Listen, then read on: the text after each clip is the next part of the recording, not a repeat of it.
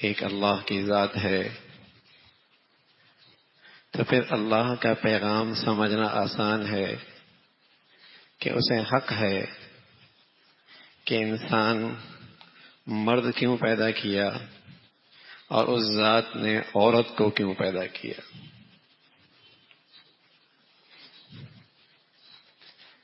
جب اتنا مان لیا کہ وہ ذات خالق ہے تو پھر اسے حق ہے کہ تخلیق کا مقصد بھی بتا دے کہ مرد کیوں پیدا ہوا ہے، عورت کیوں پیدا ہوئی۔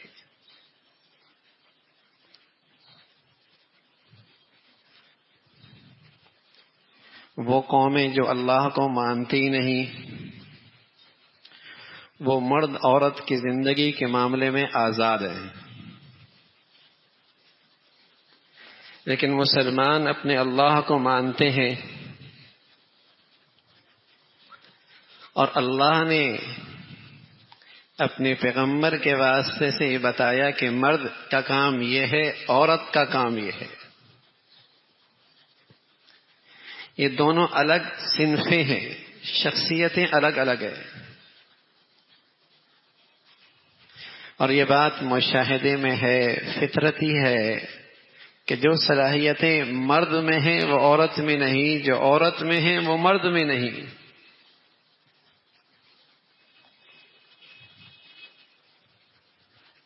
جب دونوں کی صلاحیتیں علیحدہ علیحدہ ہیں تو اللہ نے اور اللہ کے رسول نے ان دونوں کا دائرہ کار بھی علیحدہ علیحدہ رکھا ہے۔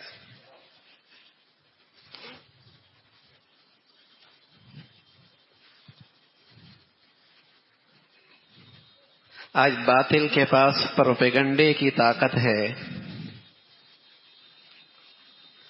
غلبہ اور قوت کا حصہ اس کے پاس ہے، تو بس اوقات مسلمان جو دینی صحبت سے محروم رہتا ہے اور قرآن کی تعلیمات سے دور ہو چکا ہے، اس کے پروپیگنڈے سے متاثر ہو کر وہ بھی اس صنف نازک اور اس عورت کے بارے میں گمراہ کن نظریات رکھنے لگتا ہے۔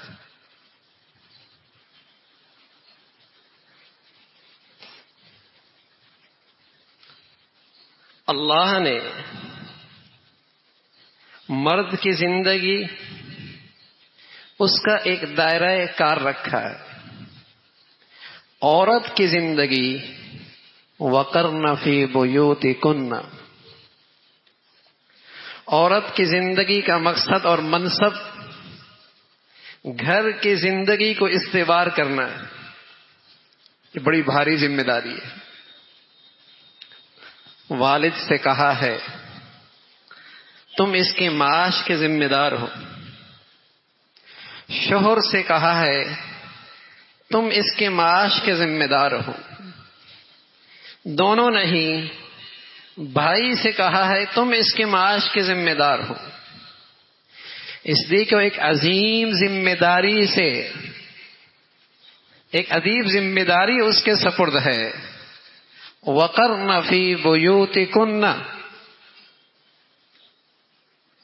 تم نے یہ گھر کی ذمہ داری نبھانی ہے۔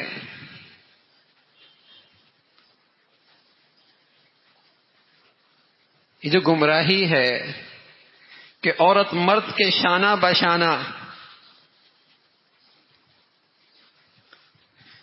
اگر مرد عورت شانہ بشانہ ہی چلنے ہوتے تو اللہ کو ان دونوں صنفوں میں تقسیم کرنے کی کیا ضرورت تھی؟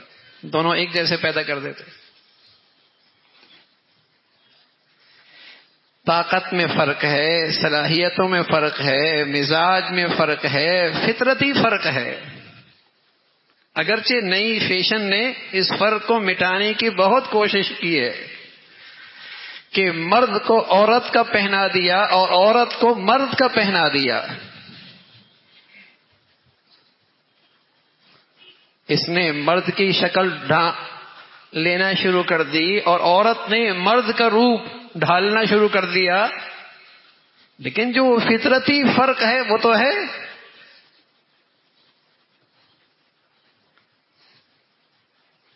دونوں کی زندگی کا دائرہ کار الگ ہے. وَقَرْنَ فِي بُيُوتِكُنَّ،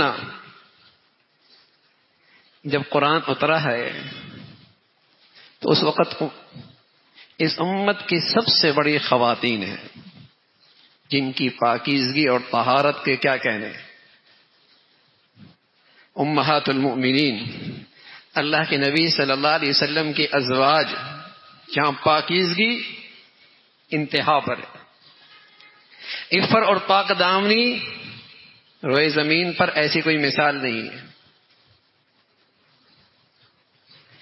ان سے بھی کہا جا رہا وَقَرْنَ فِي بُيُوتِكُنَّ، اور اس کے ذریعے ساری امت کے ماں بہن بیٹیوں کے لیے سبق ہے، پیغام ہے